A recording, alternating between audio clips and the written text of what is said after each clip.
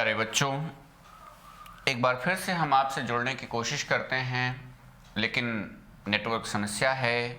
और यह नेटवर्क की यहाँ की समस्या नहीं है, यह यूट्यूब की समस्या है, यूट्यूब ऐप की समस्या है। वहाँ कंजेशन है जिसके कारण चीज़ें नहीं आप तक जा पा रही हैं। अभी आप तक आवाज़ तो जा रही थी, लेकिन आपका ना कोई कमेंट हम तक ना आपका। अभी कुछ देर बाद वह आवाज़ भी बंद हो जाती, इसलिए कक्षा बंद की गई और कोशिश करके फिर से कोशिश किया गया कि आप तक फिर से आवाज़ पहुँचे या हम आपसे फिर से कनेक्ट हों, तो संभव नहीं था किसी परिस्थिति में। तो हम अपनी कक्षा रिकॉर्ड के माध्यम से रिकॉर्डिंग करके इसको आप तक लिंक भेज देंगे और आप इसको कभी भी व्यवस्थित होने पर, सही होने पर पढ़ सकते हैं, देख सकते हैं। घंटे 2 घंटे में चीज़ें सही हो जाएंगी। दुर्भाग्य है कि अपनी ही कक्षा के साथ ये अधिक समस्याएं झेलनी पड़ जाती हैं। फिर भी हम कोशिश करते हैं कि आप तक सारी बातें व्यवस्थित तरीके से पहुंच जाएं। कक्षा को आगे बढ़ाते हुए ले चलते हैं हम आपको। घनानंद की यह पंक्ति है। क्या कहते हैं घनानंद जी यहाँ पर? कान परे बहुतायत में, यानी कि इन आंखों में कान्हा पड़ गए हैं, भगवान श्री कृष्ण पड़ गए हैं। इकलैन की वेदन जानो कहां तुम। इकलैन मतलब इन नैनों की, इन आंखों की वेदना तुम क्या जानो। एक तो भगवान श्री कृष्ण समा गए हैं भाई मीरा जी की परंपरा में। जैसे मीरा जी कहती हैं, बसो मेरे नैनन में नंदलाल, मोहने मूरत सांवर सूरत, नैना बने विशाल। तो ठीक उसी प्रकार यहां पर घनानंद जी कहते हैं कि एक तो कृष्ण बस गए हैं और दूसरा क्या स्वरूप है? कान। कान को कहते हैं, सूरन को कहते हैं, देसी सूरन को, यानी कि जो बहुत काटता है, क्षरण कर देता है। तो एक तो वह पड़ गया है, तो बड़ी वेदना आंखों में हो गई है, यह बिंदु कहते हैं। और इस इकलैन की वेदना जानो कहां तुम क्या जानो इस आंखों की वेदना को, इन आंखों के कष्ट को। हौ मनमोहन, अगली पंक्ति में क्या है? हौ मनमोहन मोहि कहूं न, विधा बिम नैन की जानो मानो कहां तुम। हे मनमोहन, मैं क्या बताऊं आपको अपनी विपदा। तुम मेरे नैनों की कष्ट को, तुम मेरे आंखों के, तुम मेरे भाव के, मेरे शरीर के कष्ट को तुम क्या जानो। बौरे वियोगनी आप सुजान हो। बौरे वियोगनी, मैं तो वियोगनी हूं। गोपियां क्या कहती हैं यहां पर कि मैं तो बौरी हूं, पगली हूं, पगला गई हूं और वियोगनी हूं। आप सुजान हो, और आप क्या हैं? सुजान हैं, आप ज्ञानवान हैं, आप अच्छे ज्ञान वाले हैं। हाय कहूं उर आनो कहां तुम। हाय मैं क्या कहूं, तुम उर आनो कहां, तुम कहां मेरे हृदय में समाते हो, तुम कहां मेरे हृदय में आ पा रहे हो, अर्थात नहीं आ पा रहे हो। हाय कहूं, मैं ऐसा कैसे कहूं, उर आनो कहां तुम कहां मेरे हृदय में समा रहे हो, अर्थात नहीं समा रहे हो। आरतीवंत पपीहन को घन आनंद जो पहचानो कहां तुम। आरतीवंत किसको कहते हैं? आरतीवंत शब्द की व्याख्या देखेंगे आप सभी लोग। आरती कहते हैं दुख को, दुख को। जो दुखवंत पपीहा है, आरतीवंत दुखवंत।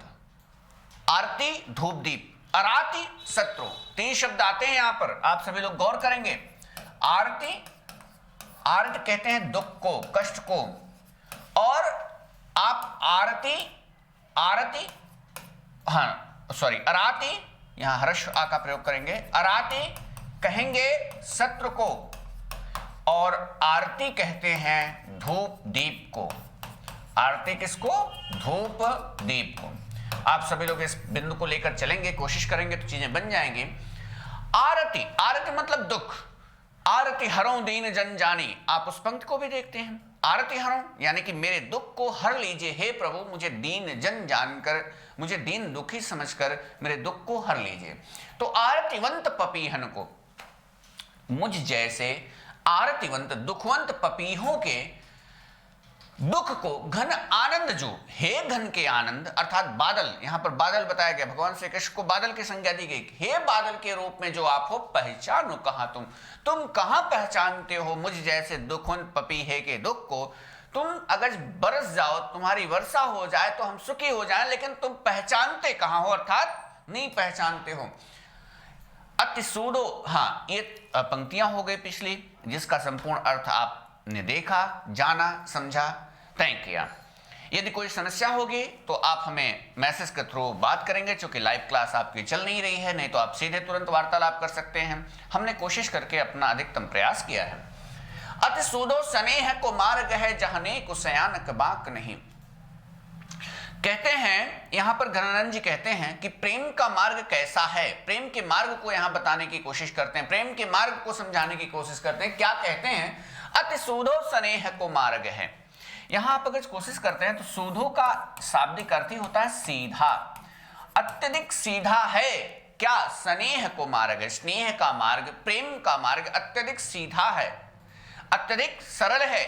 जहां नय को सयानप बाक नहीं, जहां मतलब जहां, नय को मतलब ना एक को, नय को का क्या अर्थ हो गया आप यहां ध्यान दीजिए, ना ए को, नय को यह हो गया।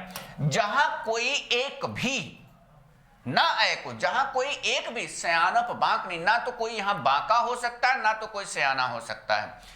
कैसा है प्रेम का मार्ग? यह प्रेम का मार्ग अत्यधिक सीधा है, यहां किसी का सयानापन, चालाकी मतलब और बांकापन, वक्रपन नहीं चलता है। यह प्रेम का मार्ग बड़ा ही सीधा और सरल है। अगले पॉइंट में अगली पंक्ति देखिए, तह साच चले तज आपन पौ, झिझके कपटी सो निशांक नहीं। कहते हैं कि तह साच चले, जहां सच्चाई से अगर कोई चलता है, तज आपन पौ, अपना भाव, अपना अहम यदि त्याग कर कोई चलता है तो झिझके कप, तो वह चल पाता है। यहां क्या कहते हैं कि अगर कोई अपना भाव लेकर चलता है, अपनापन, अपना अहम छोड़कर चलता है तो वह चल लेता है। नहीं तो क्या होता है? झिझकी कपटी जो निशांक नहीं। लेकिन अगर कोई कपटी आ जाता है, यहां पर कोई चालाक आ जाता है, तो वह इस मार्ग पर नहीं चल पाता है, वह इस मार्ग पर नहीं बढ़ पाता है आगे। तुम कौन सो पाटी पढ़े हो लला, मन ले हो पदे हो छटाक नहीं। यह बहुत ही महत्वपूर्ण पंक्ति आती है घनानंद साहब की। क्या कहते हैं इसमें? इस बात को आप सभी लोग देखिए, तुम कौन सो पाटी पढ़े हो लला। हे लला, यहां पर भगवान श्री कृष्ण को गोपियां कहती हैं, बताती हैं, हे लला मतलब हे तुम भगवान श्री कृष्ण, तुम कौन सो पाटी, पाटी मतलब पाठ, तुम कौन सा पाठ पढ़े हो, तुम कौन सा ज्ञान पढ़े हो, मन ले हो, मन ले हो, तुम मन भर ले लेते हो। यहां दो अर्थ निकलता है मन का, एक तो मन का अर्थ हो जाता है अंतस, और दूसरा मन का अर्थ हो जाता है मन भर। मन कहते हैं एक मात्रक होता था पहले, 50 किलो को एक मन कहते थे। तुम मन ले हो, तुम मन भर तो ले लेते हो, मतलब 50 किलो ले लेते हो, और एक मेरा मन ले लेते हो, मेरे हृदय को, मेरे अंतस को जीत लेते हो। पर दे हो छटाक नहीं, पर मतलब पर, तुम देते नहीं हो छटाक। छटाक का अर्थ यहां पर एक तो हो गया छटा का अंक, अंक की छटा, छटांग, छटा का अंक, अंक की छटा तुम नहीं देते हो, मतलब अपना दर्शन भी नहीं देते हो। एक तो तुम मन भर ले लेते हो, मेरा मन ले लेते हो, मेरे अंतस को जीत लेते हो, और अपना एक दर्शन भी नहीं देते हो। और दूसरा क्या अर्थ निकलता है? मन ले हो, तुम मन भर ले लेते हो, 50 किलो मेरा ले लेते हो, और तुम मुझे एक छटाक नहीं देते हो। छटाक बहुत छोटा सा मात्रक होता है, मतलब थोड़ा सा बस, कि तुम मुझे थोड़ा सा भी नहीं देते हो और मेरा मन भर ले लेते हो। तो इस स्वरूप को बताते हुए, चलते हुए, चलते रहते हैं, करते रहते हैं, इस स्वरूप को आप सभी लोग भली भांति समझते हैं, देखते हैं, जानते हैं, करते हैं, बनाते हैं। तो ये कुछ बिंदु रहे पंक्तियों के स्वरूप में, जिसको आप सभी लोग जान गए, देख गए, समझ लिए, कर लिए। तो ये तो आपके घनानंद साहब इस प्रकार से समाप्त हुए, जिनको आप भली भांति देख पाए, जान पाए, कर पाए। शायद ही आप बहुत व्यवस्थित तरीके से हर बिंदु को समझ पाए होंगे। यदि कोई आपकी प्रतिक्रिया होती है तो आप बिल्कुल हमसे बात कर सकते हैं, हम हर बिंदुओं को आपको बताने की पूरी कोशिश करेंगे। अगले बिंदु पर हम लोग पहुंचते हैं आलम। आलम साहब को हम जब घनानंद को बता रहे थे तभी बताए कि आलम साहब का कविता काल 1740 होता है, कविता काल 1740 से 60 संवत होता है। और हमने इस बात को आपको गौर देकर कहा है कि सारे रीति मुक्त को, संपूर्ण रीति मुक्त को हम लोग तय करेंगे कि संवत में ही इनके समय को हम लोग पढ़ेंगे। और आप सभी लोग अभी घनानंद साहब को देख रहे थे, घनानंद को आपने तय किया कि 1746, कब तक, कब 1746 ईस्वी में घनानंद साहब का जन्म होता है। लेकिन देखिए कितने पहले आ जाते हैं, 1740 में, 1740 संवत में कविता काल इनका, यानी कि 15-20 वर्ष के होंगे कम से कम, यानी कि 1720 के आसपास इनका आप जन्म तय कर सकते हैं। तो 1740 से 1760 का समय तय किया जाता है किसका? घनानंद साहब के कविता काल का। यानी कि 1720 के आसपास 1720 और 1746 में कितना अंतर है, आप इस बात को समझ सकते हैं। कविता काल इनका आता है। आलम साहब का अगले बिंदु में देखें, जाति क्या थी? आलम साहब की जाति ब्राह्मण थी, बाद में इन्होंने मुस्लिम धर्म स्वीकार किया था। और विवाह किससे करते हैं? शेख रंगरेजिन से। रंगरेजिन किसको कहते हैं? जो रंगने का काम करती है। पहले अभी मैं उस कथा को बताऊंगा आगे। विवाह इनका किससे होता है? शेख रंगरेजिन से होता है। इस बिंदु को सभी लोग गौर करेंगे, बनाएंगे। आश्रय किसका मिला था? आश्रय मुअज्जम खान का मिला था इनको। मुअज्जम खान के आश्रय में रहते थे। और मुअज्जम खान, ये खान था कौन? ये औरंगजेब का दूसरा पुत्र था मुअज्जम खान। इस स्वरूप को आप सभी लोग बड़ी गंभीरता से तय करेंगे, बड़ी गंभीरता से बनाएंगे, तभी चीजें आपकी व्यवस्थित होंगी। आश्रय किसका मिलता है? मुअज्जम खां का। मुअज्जम खां ये होता कौन है? औरंगजेब का दूसरा पुत्र होता है। इस बिंदु को भी आप गंभीरता पूर्वक बनाते हुए चलेंगे तो चीजें आपकी बड़ी अच्छी और व्यवस्थित होंगी। अब अगले पॉइंट में आलम केली, इनकी रचना की एक बात करते हैं हम, इनके रचनाओं पर आते हैं। तो आलम केली, आलम केली, केली का अर्थ ही मैंने आपको पीछे बताया है कि प्रेम क्रीड़ा। केली का शाब्दिक अर्थ ही होता है प्रेम क्रीड़ा। तो आलम केली अर्थात आलम के प्रेम की क्रीड़ा। तो लौकिक प्रेम की भावात्मक एवं परंपरा युक्त अभिव्यक्ति है इसमें। किसमें? इस रचना में, आलम केली में लौकिक प्रेम के भाव को और परंपरा को बताया गया है। और यह कवित्त सवैये छंद में लिखी गई रचना है। आलम केली यह किस छंद में है? कवित्त सवैये छंद में लिखी गई यह रचना है। इसको भी आप सभी लोग तय करेंगे, यह भी आपसे मिस ना होने पाए, ऐसे बिंदुओं को भी आप बनाएंगे। लौकिक प्रेम के भाव पर, परंपरा पर आधारित यह रचना हो जाती है और कवित्त सवैये में है। हम एक कथा बताते हैं आपको, आगे कथा सुनिए, आपकी बातें ज्यादा अच्छी होंगी, व्यवस्थित होंगी, आप चीजों को तय कर पाइए, आप चीजों को लेकर चल पाइए। इसके लिए आवश्यक है कि हम आपको एक कथा बताते हैं। शेख रंगरेजिन से इनका विवाह कैसे होता है, इसको हम आपको बताते हैं। मुअज्जम खां के आश्रय में शेख रंगरेजिन भी रहती हैं। और शेख रंगरेजिन, रंगरेज और रंगरेजिन, इस शब्द को देखिए आप सभी लोग, कोशिश करिए, बनाइए, हम आपकी बातों को और व्यवस्थित करेंगे। यह आपका एक शब्द है रंगरेज। रंगरेज पहले कपड़े जो आते थे, वस्त्र जो आते थे, कच्चे कपड़े आते थे, कच्चे रंग होते थे। यानी कि एक बार की धुलाई करते, विज्ञान इतना तेज नहीं था, धुलाई करते तुरंत कपड़े खराब हो जाते थे, रंग उनका खराब हो जाता था। तो जितनी बार धुले जाते थे कपड़े, उतनी बार रंगे भी जाते थे, उनकी रंगाई भी की जाती थी। ऐसे पक्के रंग नहीं आते थे, तो उतनी बार रंगाई भी उनकी होती थी। तो क्या हुआ, यहां पर शेख रंगरेजी मुअज्जम खां के आश्रय में रहकर वह भी कपड़े को रंगती थी। रंगरेजिन, रंगरेज का स्त्रीलिंग, कपड़ा रंगने वाली बस केवल। इसका अर्थ क्या हुआ? कपड़ा रंगने वाली बस केवल। तो शेख रंगरेजिन कपड़े रंगने का कार्य मुअज्जम खां के दरबार में किया करती है। और आलम साहब वहां पर कवि के रूप में होते हैं, आप जानते हैं इस बिंदु को। आलम साहब की पगड़ी होती है और उस पगड़ी को धुलने के लिए और उसको रंगने के लिए ले जाती है शेख रंगरेजिन। शेख रंगरेजिन बहुत ही विद्वान थी, विदुषी महिला थी और बहुत तेज थी। तो पहले कोई पंक्ति, कवि लोग चूंकि जेबें नहीं होती थी, ऐसे कपड़े या वस्त्र नहीं पहनते थे कि उसमें जेब है, पॉकेट है, ऐसा नहीं होता था पहले। तो अपने किनारे चुंगटे में बांधते थे लोग, धोती के चुंगटे पर, गमछे के चुंगटे पर, अंगोछे के चुंगटे में कुछ अपनी चीजों को बांध लेते थे। तो आलम साहब भी एक पंक्ति बांधे थे, कनक। और वह पंक्ति कौन सी थी वह मैं आपको बता दूं। कनक छटी सी कामनी काहे को कटछीन। कनक छटी सी कामनी काहे को कटछीन। अब यह पंक्ति जब वह पाती है, वस्त्र को, उनके पगड़ी को धुलने के लिए ले जाती है, तो देखती है तो एक चुंगटे में कुछ बंधा होता है, उसको खोलती है और रख देती है। कपड़े को, उनके पगड़ी को धुलती है, रंगती है और फिर इसके बाद उसका उत्तर लिखकर उसी चुमटे में प्रश्न के साथ बांधकर भेज देती है और लिखती है क्या, कटि भागन को काट बिन कचुक मध्य रख दीन। इसका उत्तर लिखकर और भेज देती है किसके पास, भेज देती है आलम के पास। आलम इस उत्तर से, अभी मैं इस पंक्ति का अर्थ भी आपको बताता हूं, आलम इस उत्तर से इतने प्रसन्न होते हैं, बहुत ही भाव विह्वल होते हैं, बहुत प्रसन्न होते हैं और शेख रंगरेजिन से विवाह कर लेते हैं, प्रेम उनका हो जाता है।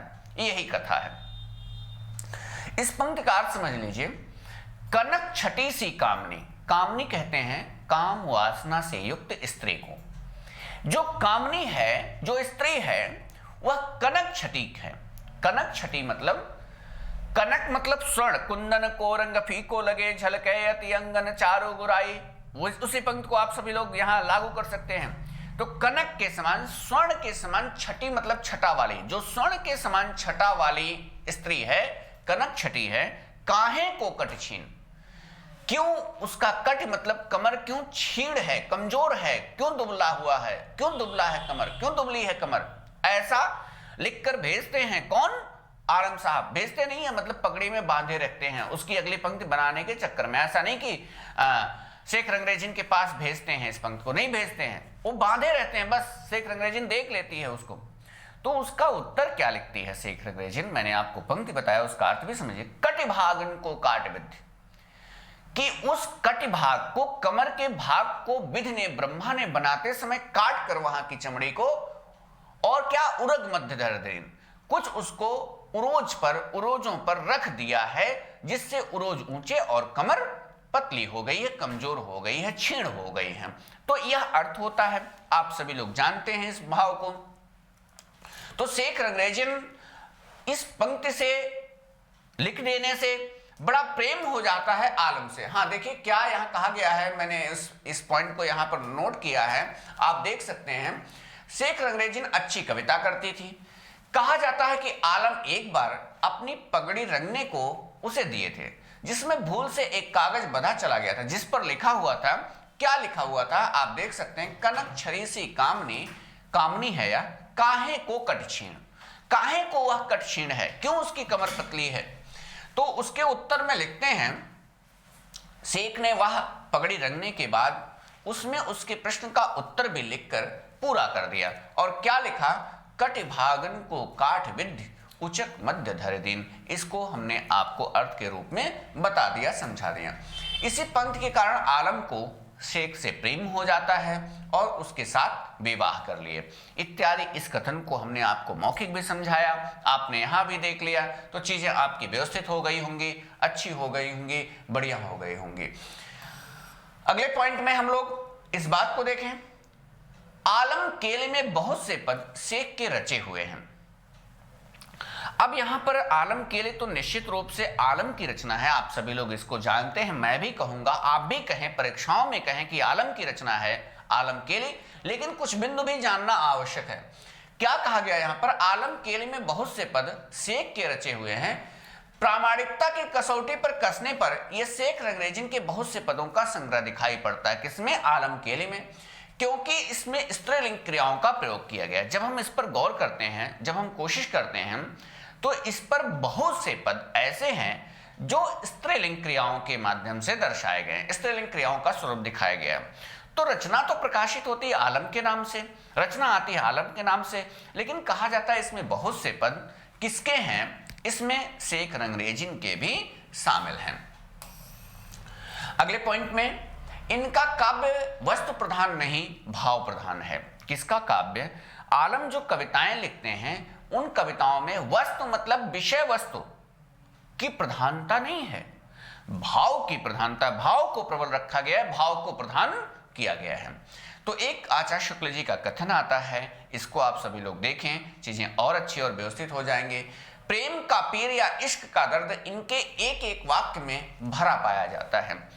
प्रेम का पीर या इश्क का दर्द, साफ साफ इस बात को आप सभी लोग गौर करेंगे। प्रेम के पीर का कवि किसको आचार्य शुक्ल जी ने कहा है, तो आलम को कहा है। आलम को प्रेम के पीर का कवि किसने कहा है, आचार्य शुक्ल ने कहा है। इन सारी बातों को आप सभी लोग बनाएंगे, प्रेम का पीर या इश्क का दर्द, दोनों बातें इनके एक एक वाक्य में भरा पाया जाता है। यह किसने कहा?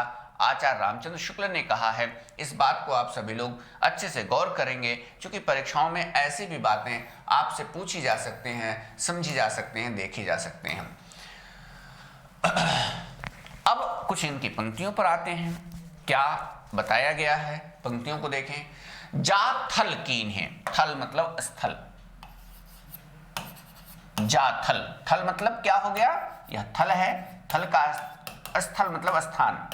जा थल कीन है बिहार अनेकन, ता थल काकर बैन चुन्यो करे। जा रसना सु करी बहुबातन, ता रसना सु चरित्र गुन्यो करे। आलम जौन से कुंदन में करे, केली कहाँ तहाँ अब शीस धुन्यो करे।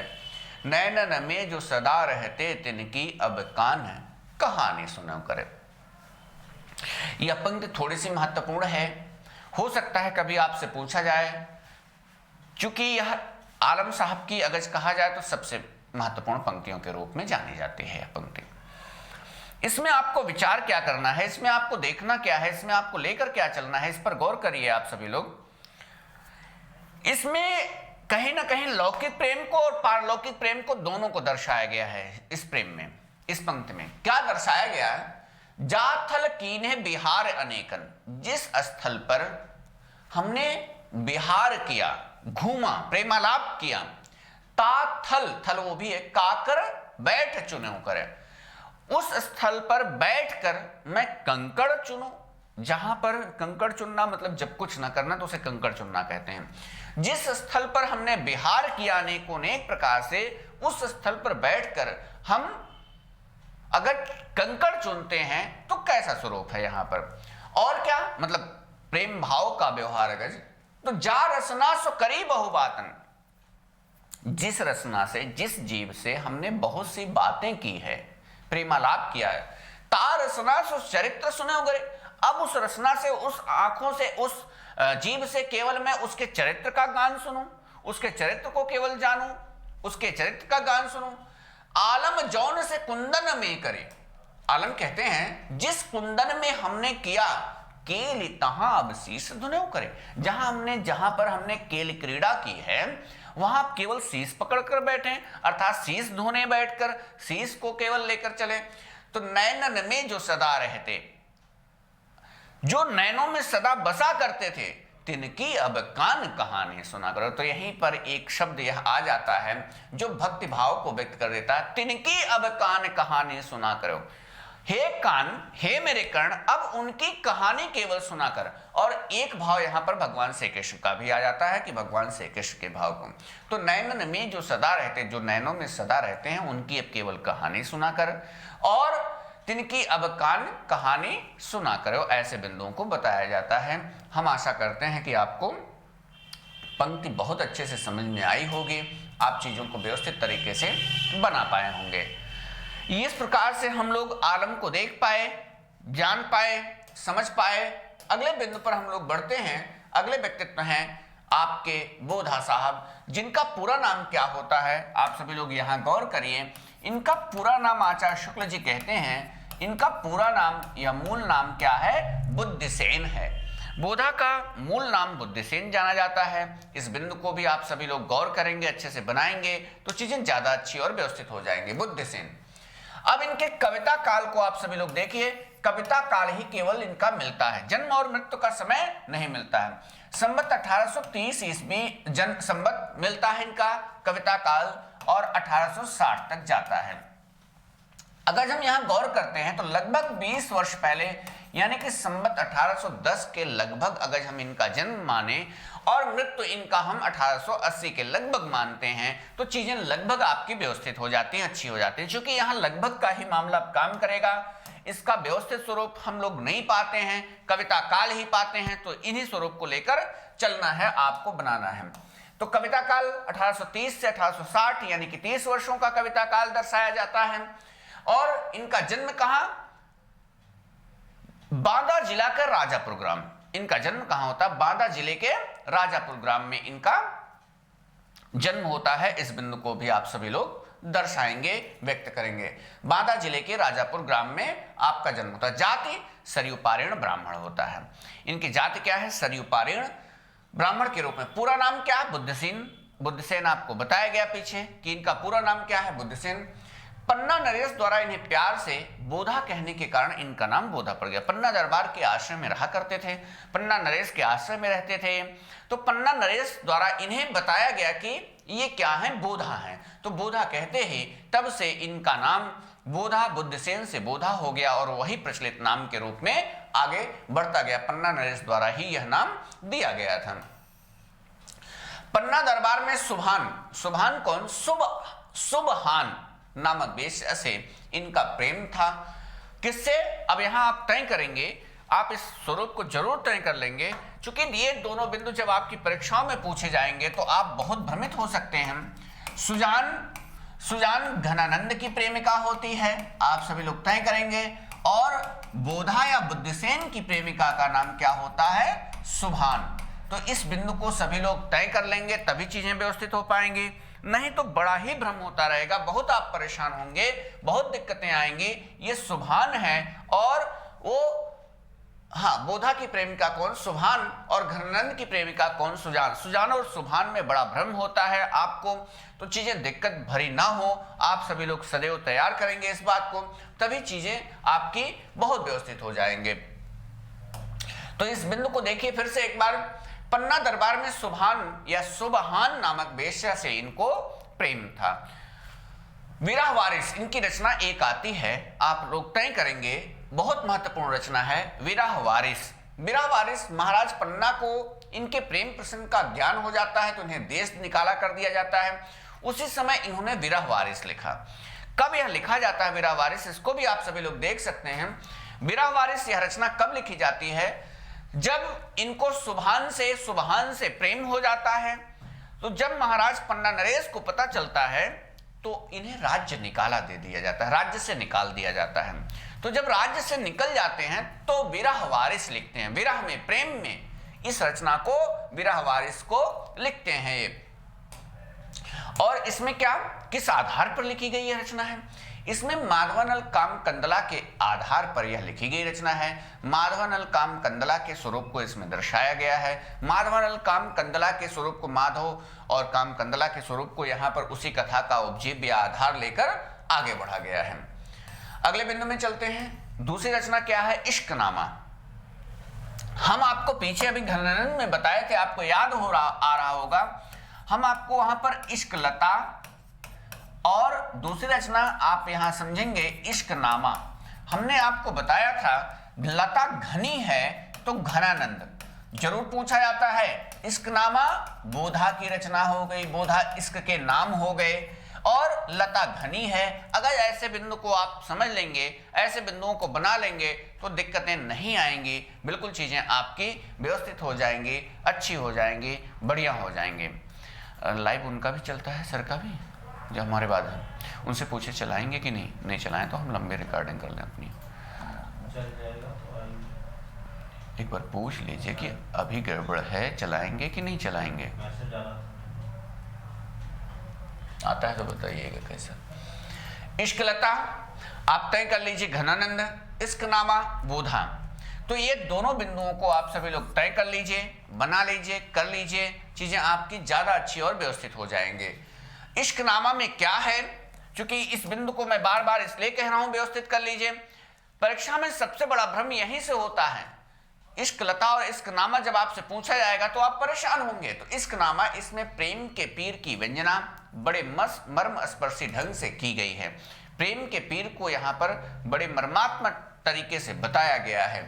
तो दो रचनाएं आप सभी लोग देखेंगे, विरह वारिस और इश्कनामा। अगर बोधा की ये दो रचनाएं आप बना लेते हैं, विरह वारिस, इश्कनामा, तो चीजें बन जाएंगी, आपको भ्रम की स्थिति नहीं होगी, चीजें बहुत व्यवस्थित हो जाएंगी, आपको कतई किसी प्रकार से भ्रम नहीं होने पाएगा। विरह वारिस और इश्कनामा दोनों रचनाओं को बहुत अच्छे से लेकर चलें, बहुत अच्छे से बनाएं, आप अपनी चीजों को व्यवस्थित करें, जिससे आपकी चीजें बहुत अच्छी, व्यवस्थित और संपूर्ण गति के रूप में, संपूर्ण रूप में बढ़िया चलती रहें और आप चीजों का आनंद लें, व्यवस्थित हो पाए आप। तो आप ऐसा जरूर करेंगे, तभी चीजें उस स्तर की हो पाएंगी जैसी आप आशा करते हैं, जैसी आप आकांक्षा इच्छा रखते हैं। कुछ पंक्तियों पर पहुंचते हैं हम बोधा साहब के। अति खीन मृणाल के तार होते नहीं ऊपर पाम दे आवनो है, यह प्रेम को पंथ कराल महा तलवार की धार पे धामनो है। यह पंक्ति बड़ी महत्वपूर्ण है, यह पंक्ति बड़ी ही अति महत्वपूर्ण पंक्ति जानी जाती है। दूसरी पंक्ति तो बहुत पूछी जाती है, यह प्रेम को पंथ कराल महा तलवार की धार पे धामनो है। यह पंक्ति तो जरूर पूछी जाती है, लेकिन इसका पहला चरण भी मैं आपको बताऊं। यहां पर अति खीन मृणाल के तार होते, यहां पर क्या हो गया, खीन का अर्थ हो गया क्षीण, क्षीण, अति खीन, अत्यधिक क्षीण है क्या, मृणाल के तार होते। मृणाल कहते हैं कमल को। कमल के जब आप डंठल को देखते हैं तो कमल के डंठल के जो रेशे होते हैं, बाहरी रेशा जिसमें पूरा वह दल बधा होता है, तो उसके रेशे से जब हम तार बना दें, धागा बना दें, तो उसके बारे में बताया गया यहां पर। अति क्षीण, अत्यधिक क्षीण है क्या, मृणाल मतलब कमल के तार के समान। क्या, प्रेम का पंथ। प्रेम का पंथ कैसा है, वह बहुत क्षीण है और मृणाल के कमल के तार के समान। नहीं ऊपर पांव दे आवनो है, जिसके ऊपर पांव रखकर आने लायक नहीं है, जिसके ऊपर मतलब कदम रखने लायक नहीं है, अर्थात जिस पर कदम रखना नहीं चाहिए, प्रेम के पंथ पर कदम या पैर नहीं रखना चाहिए। और आगे क्या कहते हैं, यह प्रेम को पंथ कराल महा, कहते हैं यह प्रेम का पंथ कैसा, कराल है, विकराल है, भयानक है, दर्द देने वाला, कष्टकारी है। और क्या, तलवार की धार पे धावनो है, इस पर चलना तलवार की धार पर चलने के समान। अब तलवार की धार पर आप सोच सकते हैं कैसे चला जा सकता है। कहते हैं प्रेम के मार्ग पर चलना तलवार की धार पर चलने के समान है, इसलिए इस प्रेम के मार्ग पर, इस प्रेम के पंथ पर नहीं चलना चाहिए। यह कैसा है, क्षीण है और मृणाल के तार के समान है, और उस पर पांव रखकर आना बड़ा कठिन है। और यह कैसा है पंथ, कराल है, कष्टदायक है, ऐसे पंथ पर नहीं चलना चाहिए। अगले पॉइंट पे,